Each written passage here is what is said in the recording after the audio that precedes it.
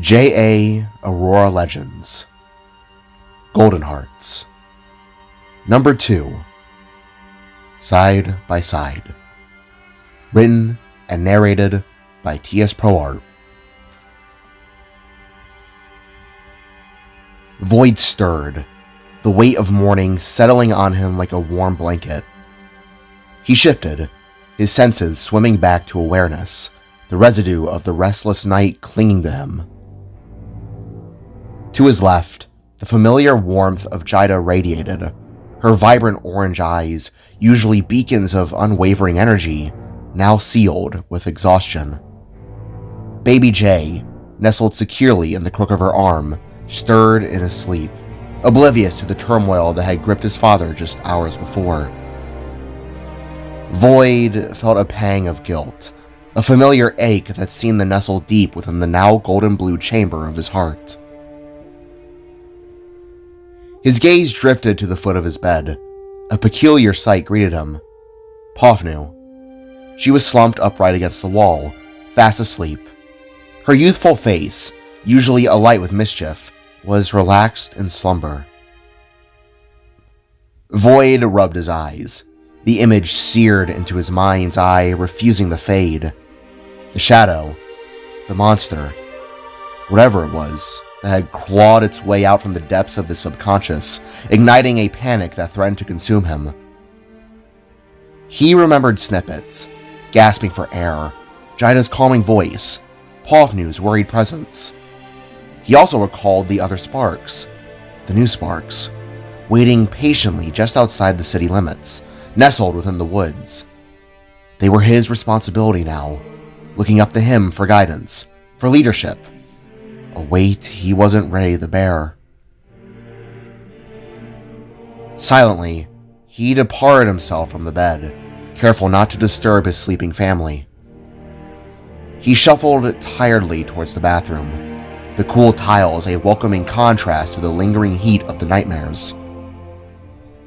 He stripped off his clothes, the vulnerability of his nakedness mirroring the raw emotions churning within him.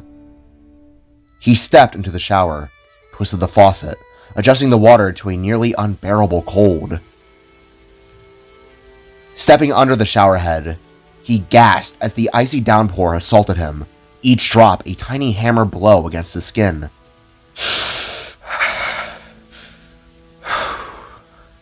It's gonna be fine. You're gonna be fine. Void muttered, the words a fragile shield against the dread that threatened to engulf him. He stood there for a long few minutes, letting the cold take away his bad thoughts, his fears. He took a deep, shuddering breath. And that's when he felt it.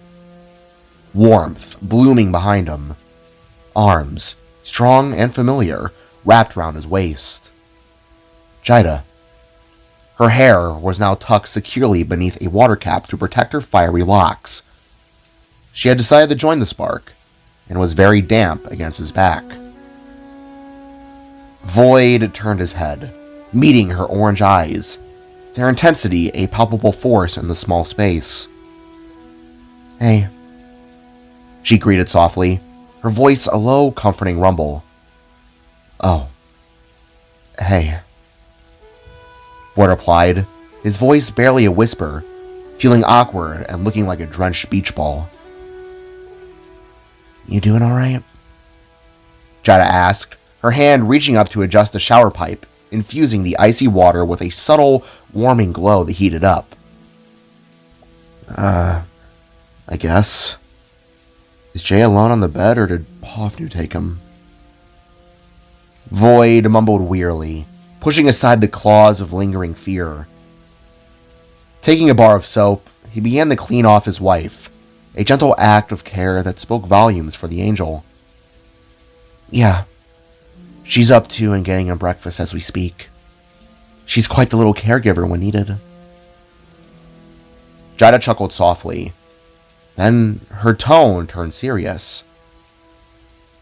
We were pretty much awake when you got up. We've been keeping an eye on you boys all night. The angel revealed, leaving Void pausing. Oh, I see. I'm so sorry about last night. I don't know what came over me, Void said, his voice laced with shame. He then gently turned Jida around, instinctively checking and cleaning her back, a silent gesture of protection born from years of fighting side by side. Jida looked over her shoulder, her orange eyes radiating an understanding glint. What are you sorry for, Blue? You're clearly under a lot of stress. New sparks, new shoes to fill, us having a baby now? You have a lot on your plate. Your anxiety attack was natural. Believe me, I would know. Jida replied as soap drizzled down her freckled skin. I know you know, but it just doesn't feel real. Void began, the words tumbling out in a rush. Everything happened so fast. Core and the others, Vatira, the Reformatter, my ascension, and now surprise, Nova-san.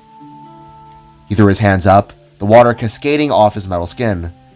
Turns out there were more sparks the whole goddamn time. Now they're here, looking up to me. It doesn't feel right. Void exclaimed, as Jida gently took the bar of soap from his hands. He paused, feeling the slick bar of soap slip precariously over his newly defined pectorals. I just don't know what I'm going to do. Jida, I feel like I'm constantly playing catch-up. And on top of Blue Bullet shenanigans, I feel like things are going to be really messy going forwards. Jida finished washing him, her touch gentle and deliberate, as if erasing the fear that clung to his skin. Then she stepped close, wrapping her arms around him in a comforting embrace. The warmth of her body seeped into him, a soothing balm on his raw nerves. It just feels like every time something goes right in my life, a roadblock of some sort forms. I'm so sick of curveballs, love. I'm so tired. Void confessed, the vulnerability in his voice a stark contrast to the powerful figure he usually projected. Jida caressed his head and stroked his wet horns, rocking him gently in her arms as the water washed away at least some of their anxieties. I know. But whatever struggles you face, I'll be with you every step of the way. We're a team, you know? Nothing will ever change that, no matter the issue. Jida reached up and cupped Void's cheeks, her thumbs tracing the sharp angles of his teary eyes. I hate seeing you so stressed, Void. I really do. Just know it's gonna be okay. Okay? The angel tried the reason, her presence alone providing some much-needed comfort. Okay. Yeah, you're right. Void replied, the shared bond between them emanating a faint purple glow from his heart and her hair, a visible manifestation of their intertwined souls. Yeah. Also, this might be really bad timing to bring up, but I may have called all of our friends and told them what's been going on.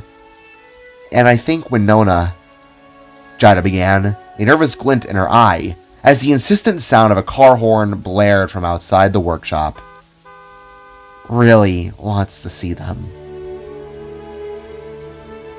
Void sighed deeply, a small smile playing on his lips. Very in character for Specs, he told himself. I see, he said, the corners of his eyes crinkling with affection and concern. To this, he turned and shut off the water. From this act, Jida removed her water cap, letting her glowing orange, forever-flowing hair cascade down to her shoulders. With a small pulse of heat, she dried them both and stepped out of the shower, a smirk playing on her lips. Put some clothes on, you pervert. she teased as she walked towards the closet of their shared room, the familiar banter a welcome return to normalcy. Says the one who snuck up behind me in the shower, Void retorted, watching as his wife donned a vibrant ensemble, normal underwear and dark leggings, a red-orange scarf, matching boots, a bright orange coat over a cream-colored turtleneck, and a very long teal skirt. Jida then finished the look off with her bright blue necklace, a splash of color that mirrored the spark within the room. Void then dressed in an unfamiliar attire: boxers, gray-brown jeans, a dark blue t-shirt, white coat, and fingerless white gloves. Like Jida, he put on his necklace, its orange glint catching the light, a symbol of their shared life, their shared burdens, their unwavering love. "Mom! Dad! Winona's here!" Pofnu shouted from downstairs, her voice filled with an eagerness that cut through the lingering tension. "We know!" Jida called back, grabbing Void's hand. Together, they hurried down the stairs to the vacant workshop, the absence of Knock and Cott being rather odd. They then found Pofnu standing with Jay asleep in her arms. The spectral fox sported a pink beanie, a pink striped shirt, a purple sweater around her waist, torn jeans, brown shoes, and a pink guitar pick necklace mirroring the rest of her family. Stepping outside, the group found Winona, a whirlwind of manic energy, standing and waving. She was dressed in a purple suit, her eyes wide with excitement. "More aliens, huh?" she exclaimed, standing in front of her small, red, 15-year-old station wagon, a vehicle that had seen more than its fair share of bizarre adventures since she had gotten it back in the later half of high school. "Yep, you could say that," Void replied nervously, a tremor of apprehension running through him as they all piled into the cramped car, Winona sliding into the driver's seat. This is so exciting! What a way to end Christmas break!" she exclaimed, reversing and accidentally knocking over a trash can, sending a cascade of discarded metal clattering across the pavement. "Oh, shit. My bad," she stated before throwing the car in the drive. "You're fine. It's Kott's trash can, not ours," Pofnu assured, rolling her eyes with a familiar exasperation as they began their bumpy, chaotic drive towards the woods. Void leaned back, feeling the weight of his responsibilities pressing down on him. But this time, it felt a little lighter, a little more bearable, knowing that he wasn't alone. He had Jida, Pofnu, Jay, and even Winona, a chaotic but loyal support system ready to face whatever curveballs life decided to throw their way. The journey to the woods, to new sparks, was just the beginning, and Void knew with a quiet certainty that they would face it together. It would be alright, minus everything on his shoulders.